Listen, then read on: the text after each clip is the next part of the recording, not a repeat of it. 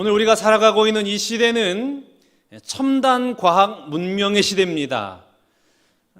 인공지능, 자율주행, 그리고 가상현실, 과학의 획기적인 발전을 이루고 있는 시대를 우리가 살아가고 있습니다. 이와 더불어서는 이전과는 비교할 수 없을 정도로 너무나 풍요의 시대를 살고 있습니다. 풍요로워요.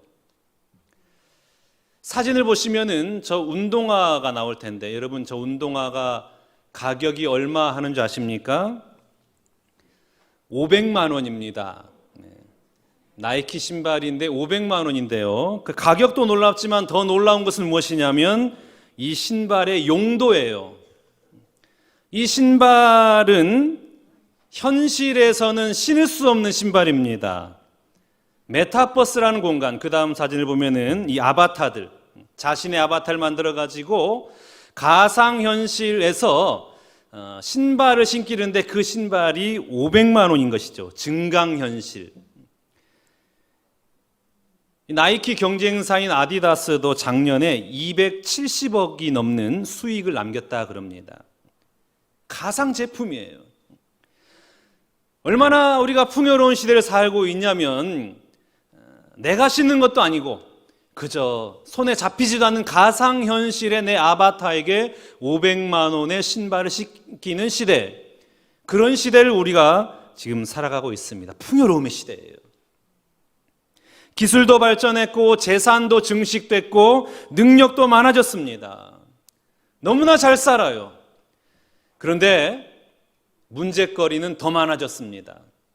얼마나 많은 사건, 사고, 소식이 우리 안에 들려집니까? 가정이 붕괴되고 사회가 붕괴되고 나라가 붕괴되고. 문제 중에 가장 심각한 문제는 뭐냐? 인간성이에요. 머리는 좋아요. 배운 것도 많습니다. 지식도 있고 명예도 있고 권세도 있습니다. 그런데 사람이 잘못됐어요. 사람의 그 깊은 곳에 있는 인간성의 문제가 생겼습니다. 제가 신학교 시절 교수님들이 수업 시간에 귀에 못이 박히도록 강조한 것이 있었습니다. 그게 뭐냐?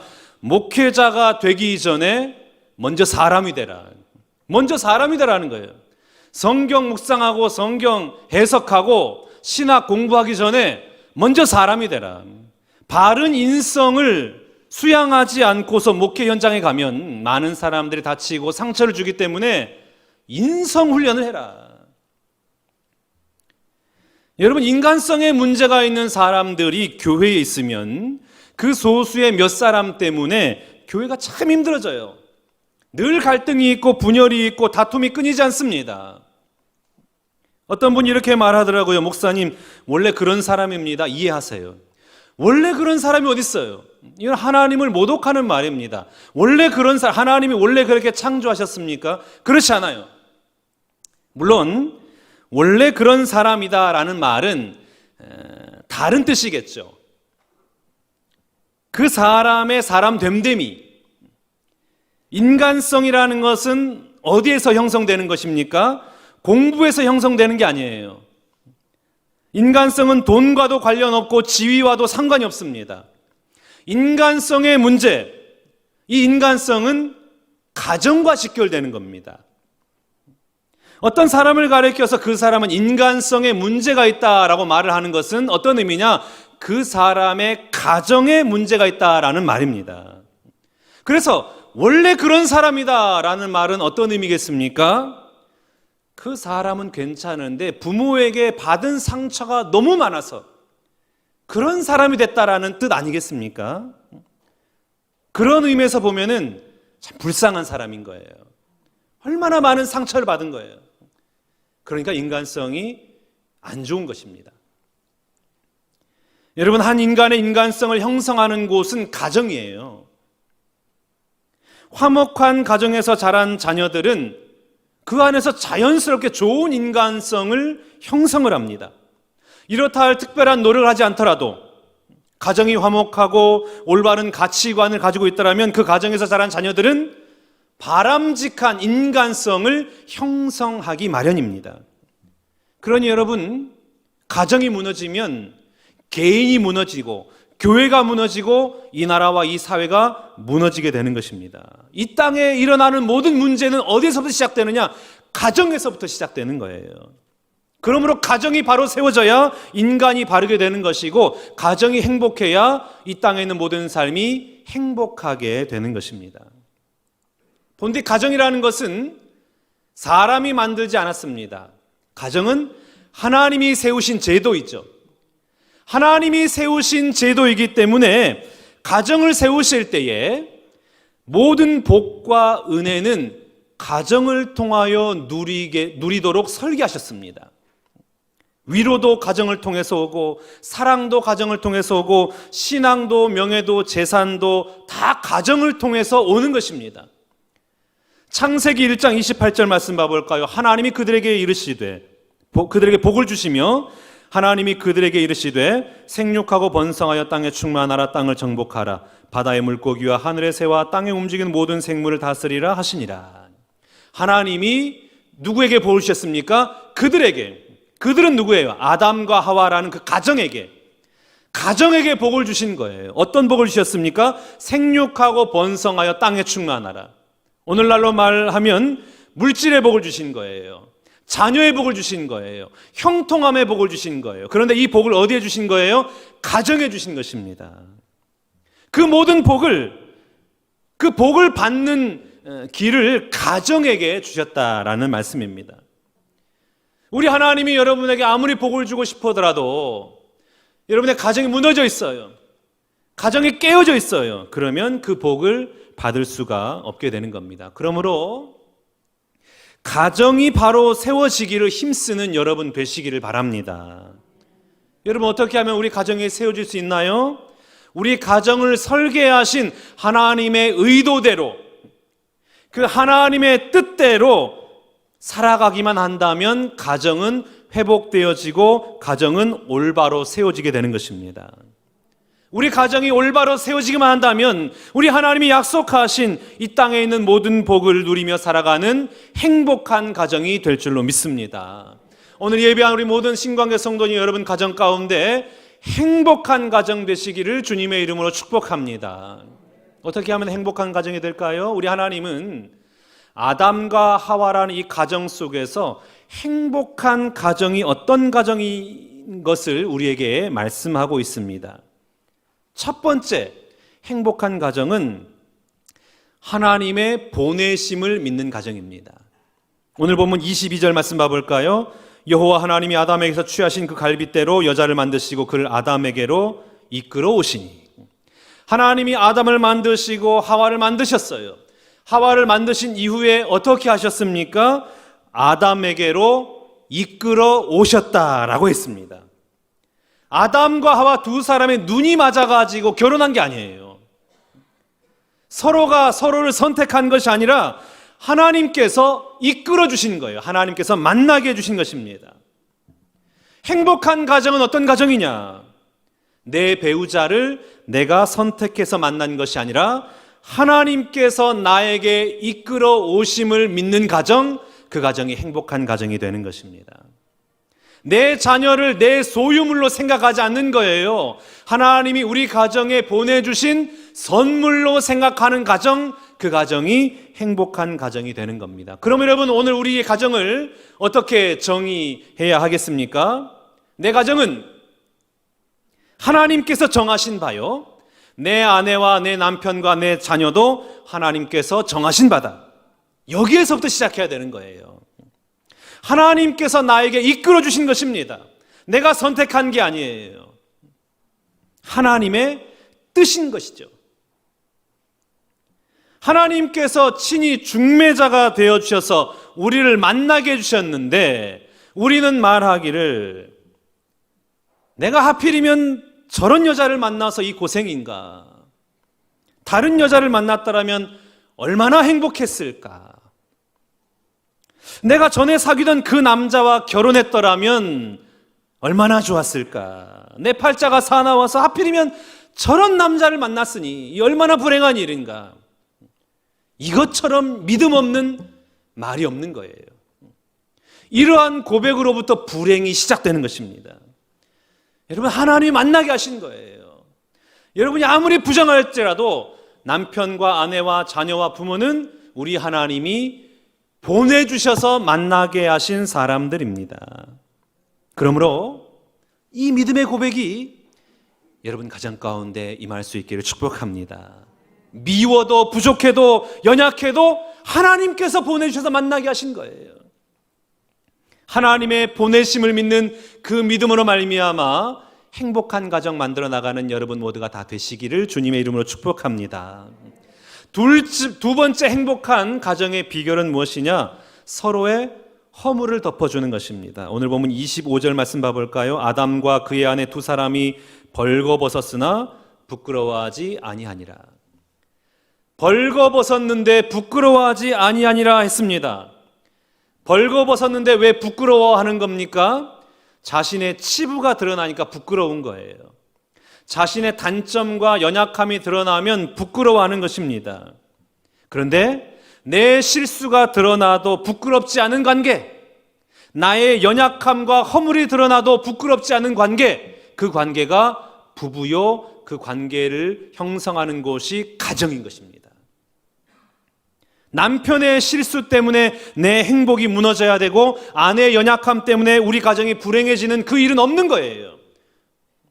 하나님이 보내주신 거예요. 그래서 그 모든 허물을 덮어줄 수 있는 관계를 형성하는 곳이 바로 가정인 것입니다. 나에게도 실수가 있고 너에게도 허물이 있는 것입니다. 그것이 노출되고 드러남에도 불구하고 부끄럽지 않는 관계, 그게 바로 가정이라는 하는 것입니다. 사랑이라는 게 뭐예요? 허다한 죄를 덮어주는 것 아니겠습니까? 사랑은 허물을 덮어주는 거예요. 사랑은 모자라는 부분을 채워주는 것입니다. 이게 바로 가정인 거예요. 요즘은 이 페이스북과 트위터, 이 SNS를 통하여 우리가 소통을 하잖아요. 자신의 소식을 알리고 이런 소통을 합니다만 예전에는 이런 게 없었잖아요. 그래서 어떻게 서로의 소식을 주고받았습니까? 손편지로 소식을 주고받았어요. 제가 어렸을 때만 하더라도 제가 편지를 많이 써서 이렇게 소식을 주고받았는데 한 총각이 TV를 보다가 첫눈에 반한 여인이 있었던 거예요. 야, 저 여자가 도대체 누구냐?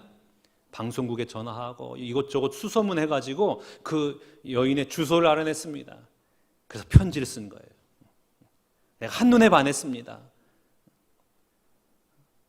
그래가지고 그때부터 펜팔을 시작하게 한 거예요. 편지를 쓸 때마다 얼마나 기쁜지요. 막 속에 있는 말도 하고 자연이 너무나 아름답고 너무나 행복하다. 당신을 만난 게 나에게 있어서는 가장 최고의 복이다.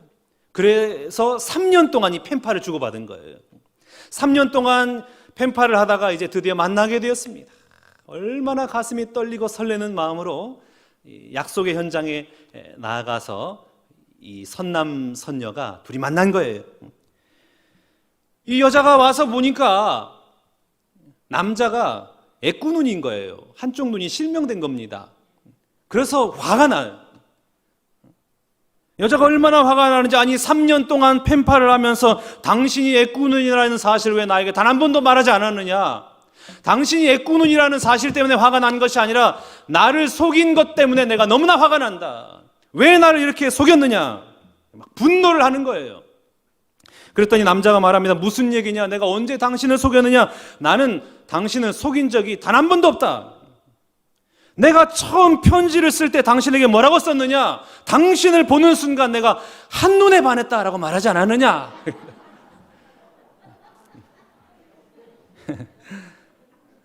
여러분, 가정생활이라고 하는 것이 그런 것입니다.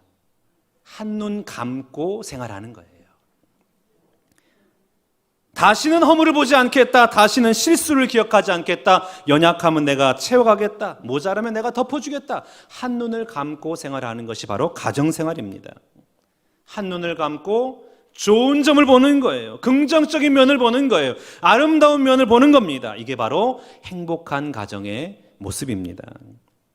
아픈 마음의 치유라는 책을 쓴 론 멜이라는 분이 계시는데, 이분이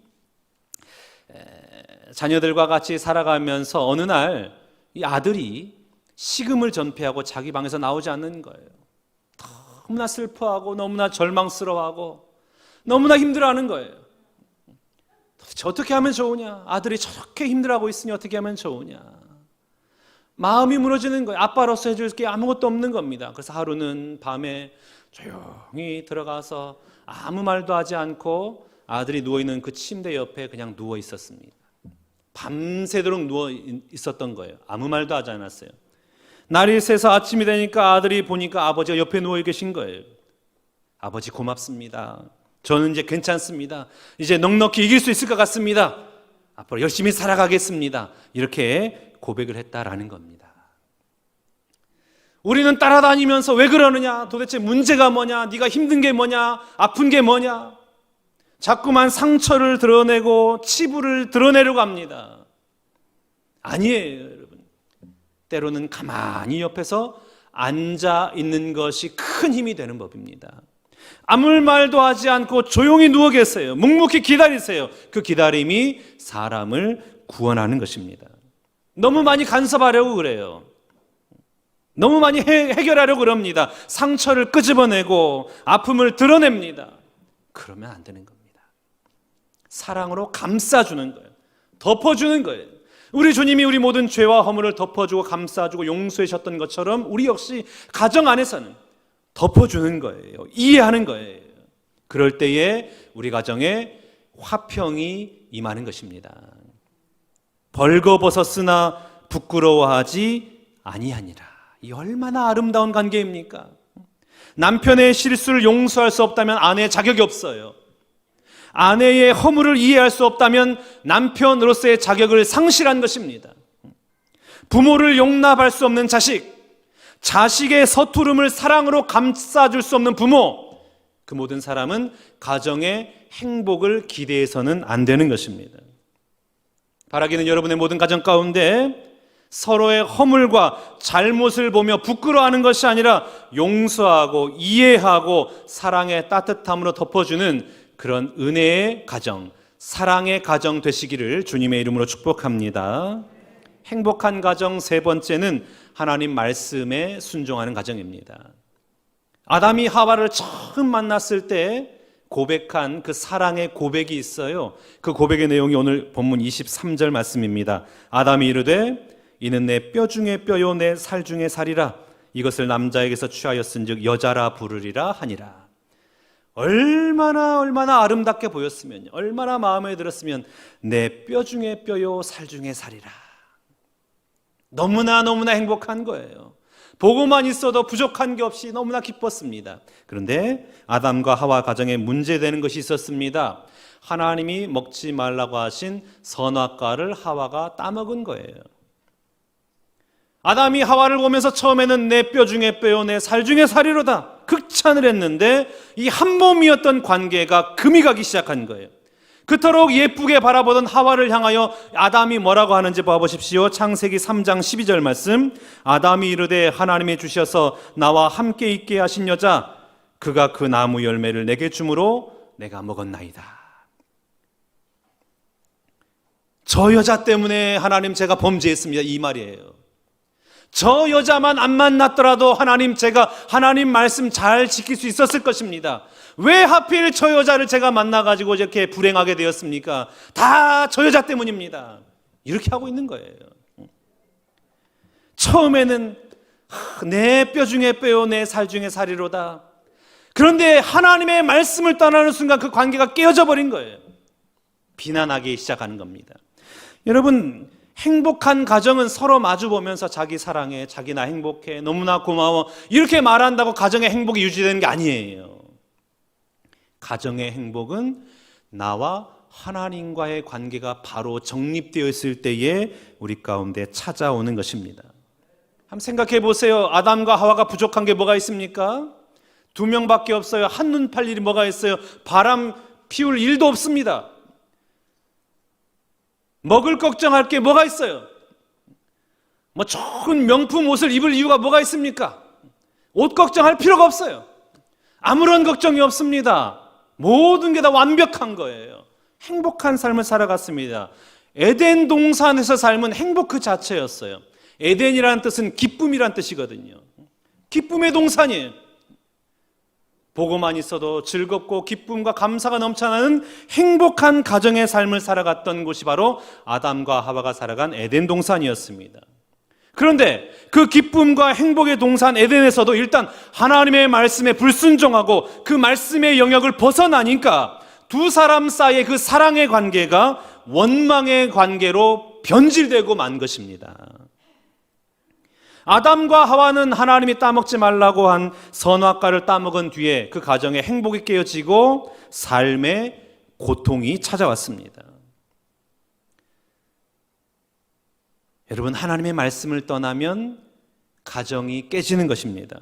가정이 시끄러워져요. 다툼이 일어나고 마음이 갈라집니다. 함께 살아도 지옥을 사는 거예요.